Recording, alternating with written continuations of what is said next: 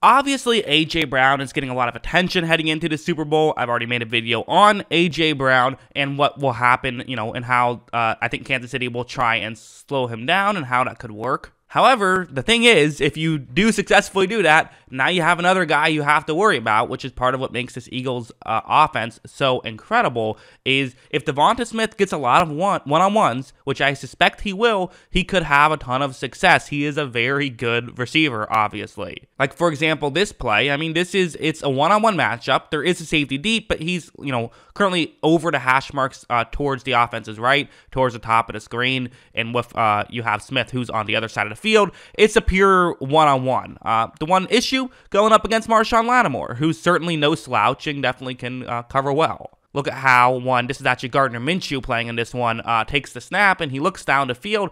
There isn't a ton of separation, but one thing that Smith has going for him is, hey, this was actually a well-timed ball by Minshew. Give him some credit. But also, I think that's you're seeing that Smith does a great job at not totally selling what he's doing, so Lattimore can't jump this route. He can't step in front. I think Smith does a very good job of making sure he gets basically the, kind of boxes Lattimore out in a sense. Because of that, he is able to come back to the ball and make the grab and beat a very good corner in a one-on-one situation. So even if it is, the Chiefs might, let's say Snead is able to go, even if they do something like double team A.J. Brown but put their best corner on Smith, it's no guarantee that your best corner will beat Smith. In fact, I think I would still take Smith in that matchup because of how effective he is against one-on-ones or just in any situation, really. Because here's the other thing that I think why Smith could have a key impact in this one is because of the fact that he is so good against zone coverage. He's very effective, and they run plays through him, and again, with A.J. Brown getting attention,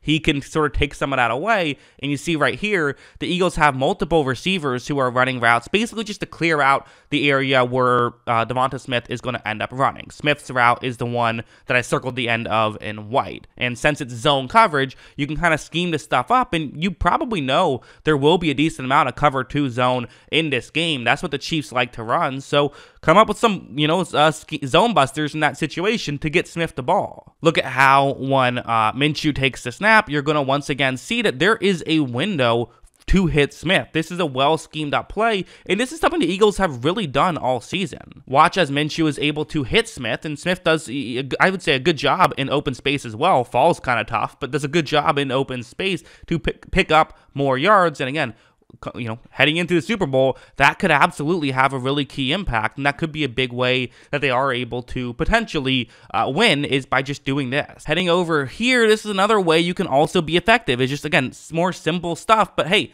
just give him the ball, right? Run these little things, sometimes to get him the ball underneath, right? Where you have a player who's going to run a deep route, try to push the corner further deep. Smith kind of cuts underneath. Again, his route is the one that I've circled the end of in white. Look at how this time it's Jalen Hurts. He takes the snap. He looks over, and again, okay, maybe the linebacker should have gotten over there and covered Smith. I do think that the Chiefs linebackers are good and would do a better job at getting over and covering Smith, but are you going to actually cover Smith if there's a linebacker on him? Probably not. And these are the things that I think Philadelphia will constantly try to do, is just give Smith as many favorable matchups as possible. To try to do it with everyone, but it seems like Smith is the guy they tend to run these types of plays through, and it makes sense because he is so good at this stuff. As you see, Hurts is able to hit him, and look at what he does.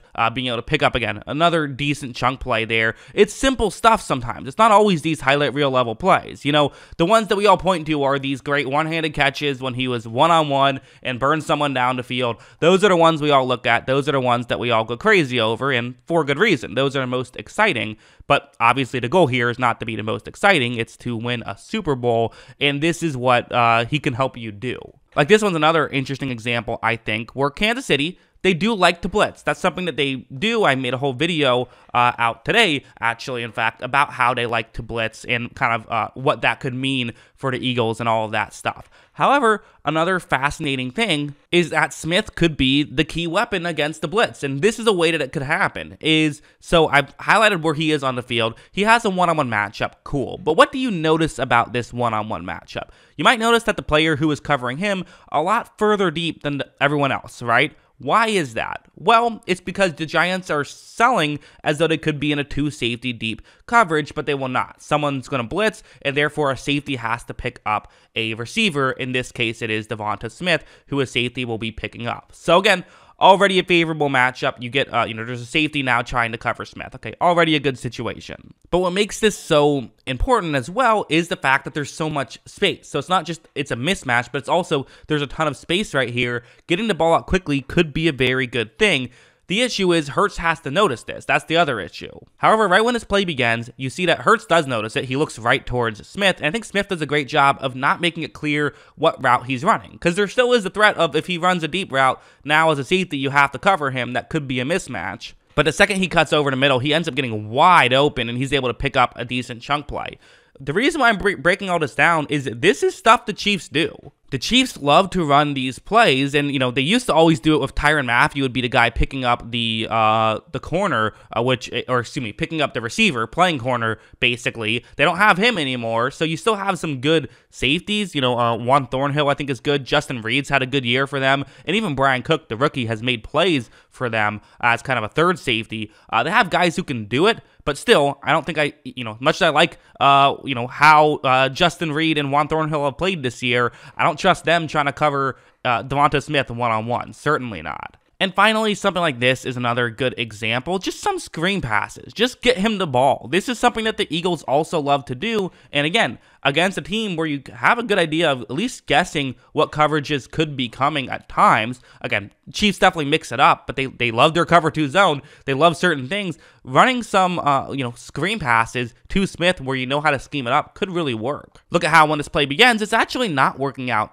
great. The Giants are kind of all over this in a sense, but this is also where the value of Devonta Smith comes in. Watch him break this tackle. Ends up just looks like he just dropped the football, but then caught it out of the air. So kind of make sure you hold on to that, Devonta. But still, a very good job by him being able to, again, get as many yards as possible, get more yards than were seemingly there. And this is something the Eagles do consistently. So, final chart here. This is, again, going through the list of every single one of these previews that I go through and saying who has the advantage in this situation and how much of an advantage is it. So Devonta Smith versus how the Chiefs will play him. Where does the mismatch kind of go into a play here? I think Smith, and I think by a decent margin. I do every one of these on a scale of 1 to 4. I don't know why I chose 1 to 4, just how I chose it, but I'm giving the Eagles a +3 here. I do think it's a pretty significant mismatch. Again, the only +4 I have is the Eagles running attack. I do think that Smith could be a key factor in all of this. Again, I think that A.J. Brown's going to get a good amount of attention. I do. I think they're going to pay attention to him. I think they should have some success